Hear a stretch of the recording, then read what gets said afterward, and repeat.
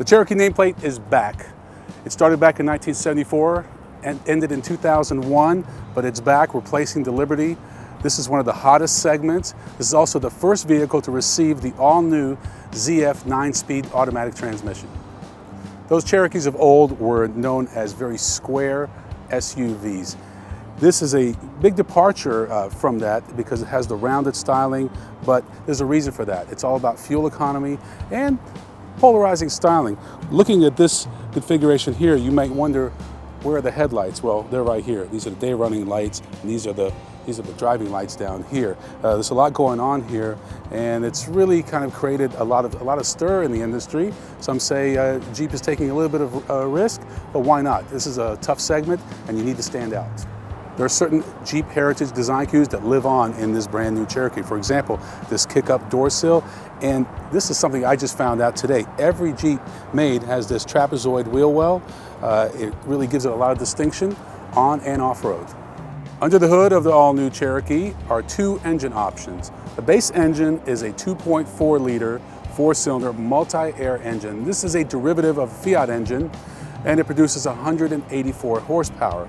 The upgraded engine is an all-new engine as well, a 3.2-liter Pentastar V6. Now, no, I did not make a mistake. Yes, the 3.6 is the base engine in many other Chrysler products, but they've downgraded that one to a 3.2, still getting 271 horsepower. All these engines are designed to get great fuel economy and provide off-road capability if you need it.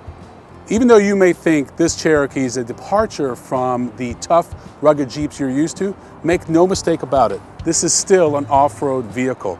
So you have 8.7 inch of ground clearance, the best in the segment with the Trailhawk Off-Road Edition, 7.7 for every other model, and you have 3 different 4x4 systems. No other vehicle in the segment offers anything like it, and we've proven that today taking this Jeep off-road. There are 4 Cherokee models starting with the base Sport at $22,995, followed by the Latitude at $25,000, the Limited at $28,000, and the Trailhawk at $29,500. 4x4 is a $2,000 added option. It's all about fuel economy, and the Cherokee does a pretty good job. If you get a front-wheel drive 4-cylinder, expect to get 31 miles per gallon on the highway and 22 in the city. If you get the 4x4 with the V6, expect to get 27 on the highway and 19 in the city. In addition to being great off-road vehicles, Jeeps really put the utility on the market. And here's some examples. You lift up this cargo cover and you have all sorts of areas to store things away. You also have this Jeep cargo management system. All these hooks can be attached to accessories that you can buy at your Jeep dealership to make your vehicle even more functional. Jeep owners like to have lots of room for storage. Up here on the dash, you've got room to store your phone, other devices. Over here, put whatever you want down here. This is a nice plastic bin. If that's not enough functionality for your front seat, how about this? This seat folds completely flat, so if you need to carry something that's long, no problem. By the way, the second row seat, they fold flat as well. If you were to look at a Jeep or Chrysler product a few years ago, you'd know that the seats weren't comfortable, the materials were hard and edgy, and the nav screen was tiny. Forget all that. 8.4-inch navigation screen, soft touch materials, nice big bold buttons that feel very upscale. And just look at these seats. They're contoured, they're comfortable. I mean, this is no longer the old school Jeep. This is the new generation Jeep, and I think it's here to make a big statement in the segment. This informational screen located between the tach and speedometer is brilliant.